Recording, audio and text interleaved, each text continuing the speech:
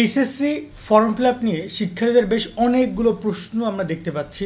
অনেকের কাছে 10-15 হাজার টাকা নেওয়া হচ্ছে, কিন্তু সেটা যৌক্তিক, কারণ শিক্ষার্থীরা সেটাকে অযৌক্তিক বলছে। অনেকে ফর্ম ফিল আপের সময়সীমা নিয়ে সমস্যার মধ্যে রয়েছে, অনেকে ফর্ম ফিল আপ করতেই পারছে না বিভিন্ন ঝামেলার কারণে। এবং ফর্ম ফিল আপের যে বিষয়গুলোর প্রতি বিশেষ নজর রাখা দরকার শিক্ষার্থীদের, এই টপিকগুলোতে আমরা আলোচনা করব।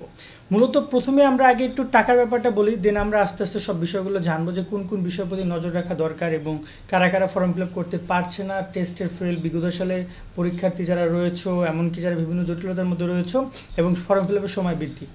সো প্রথমে আমরা যেটা বিষয় নিয়ে তোমাদের বলছিলাম যে দেখো, কলেজ এখানে তোমাদেরকে ফর্ম ফিল আপের যে বিজ্ঞপ্তি, সেখানে একদম খুব সুন্দর করে স্পষ্ট করে তারা মানে বোর্ড থেকে বলে দিয়েছে যে তোমাদের যে এই যে টাকার পরিমাণটা রয়েছে এখানে প্রায় 2785 এবং 2225 টাকা করে, এই টাকাটা তোমাদেরকে দিতে হবে ফর্ম ফিল আপের ফি বাবদ প্রত্যেক শিক্ষার্থীকে। এর সাথে 24 মাসের টিউশন ফি। এখন দেখা যায় কি অনেক কলেজে মানে বেতন বা টিউশন ফিটা কিন্তু প্রায় 1000 টাকা, 2000 টাকা, 1500 টাকা। ঢাকায় এমন কলেজ আছে যেখানে 1500 টাকা টিউশন ফি। তো 24 মাসে প্রায় এখানে 36,000 চলে আসে। সে অলরেডি হয়তো বা দেখা যায় যে কিছু টাকা দিয়েছে। এখন 10-15 হাজার টাকা একটা বেসরকারি কলেজে কোনো ব্যাপার না, বাট এখানে তোমাকে টাকাগুলো কোন কোন পারপাসে নিচ্ছে সেটা ইম্পর্টেন্ট। যেমন তোমাকে এখানে 24 মাসের বেতন ফি, এখন তুমি কয় মাসে বেতন দিয়েছো? তোমার এইচএসসি 2025 ব্যাচের শিক্ষার্থীরা বাংলা, ইংরেজি, আইসিটি নিয়ে তোমরা জানি অনেকেই দুশ্চিন্তা করছো। চলে এসেছে নাইট পাবলিকেশনের তোমার এই 3টা বই, বাংলা A+, ইংরেজিতে A+, আইসিটি ম্যাজিক। 3টা বই দারুণ। বাংলা A+, বাংলার প্রথম দ্বিতীয় পত্রের জন্য বেস্ট তোমার সলিউশন হতে পারে, এবং কিউআর কোড স্ক্যান করলে ভিডিও ক্লাসগুলো ইউটিউবে দেখতে পারবা। ইংরেজিতে A+, ইংরেজির যে A+, ইংরেজি ফার্স্ট পেপার, সেকেন্ড পেপার, অনুবাদ থেকে শুরু করে শর্টকাট যত টেকনিক আছে সব কিছু তুমি এই বইতে পেয়ে যাবা। তার সাথে রয়েছে আইসিটি ম্যাজিক, এমসিকিউ, বিগত সালের প্রশ্ন, সিকিউগুলো টপিক ভিত্তিক অনেক সুন্দর করে লেখা আছে। তো তোমরা এই 3টা বই কিনতে পারবে night24.com থেকে।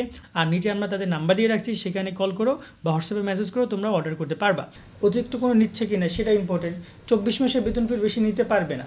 এই যে বেতন বা টিউশন ফি যেটা আছে এইটা, এবং তোমার ফর্ম ফিল আপের ফি, এই 2টা টাকায় তোমরা প্রোভাইড করবা। এর সাথে আর কোনো টাকা তোমরা দিবা না, কোনো কোচিং ফি এগুলো দিবা না। এখন এই টাকাটা মিলিয়ে তোমার যদি 15,000, 20,000, 30,000 টাকা হয়, তাও তোমাকে দিতে হবে। নর্মাল কথা ভাইয়া। এখন তুমি যে কলেজে ভর্তি হয়েছো সে কলেজে কত বেতন সেটা তুমি অনেক আগে থেকে জেনেই ভর্তি হয়েছো। ধরুন হয়তো ঢাকার তেজগাঁও কলেজের কথা বলি, সেখানে 1015 টাকা টিউশন ফি, এরকম যে বিষয়গুলো রয়েছে, এখন এটা তো তোমাকে দিতে হবে, এটা নর্মালি ব্যাপার।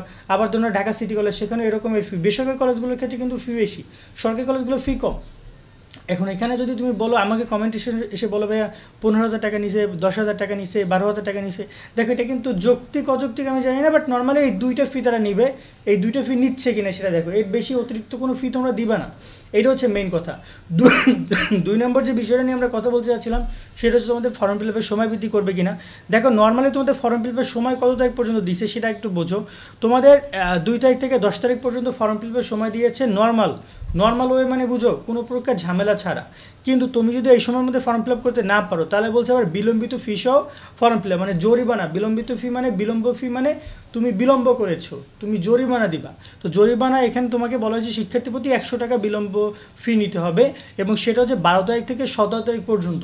সো প্রায় 17 তারিখ পর্যন্ত তোমরা এমনি সময় পাচ্ছ। এই 17 তারিখের মধ্যে যদি ফর্ম ফিল আপ না হয়, তারা সময় আবার বাড়াবে, লিখে রাখো সময় আবার বাড়াবে তারা, ঠিক আছে? কোনো ব্যাপার না, সময় বাড়াবে।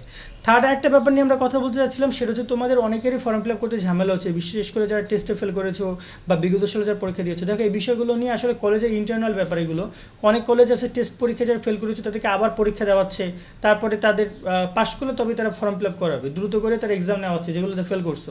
আবার অনেক কলেজ আছে সবগুলোতে পরীক্ষা নেওয়া হচ্ছে। আবার অনেক কলেজ হচ্ছে যে এগুলো মাফ করে দিয়ে তারা পরীক্ষা ফর্ম ফিল আপ তোমাদেরকে করাচ্ছে। সেটা কলেজের ইন্টারনাল ব্যাপার, কলেজ কীভাবে ডিসিশনগুলো নেয় সেটা কলেজের অধিকার রয়েছে।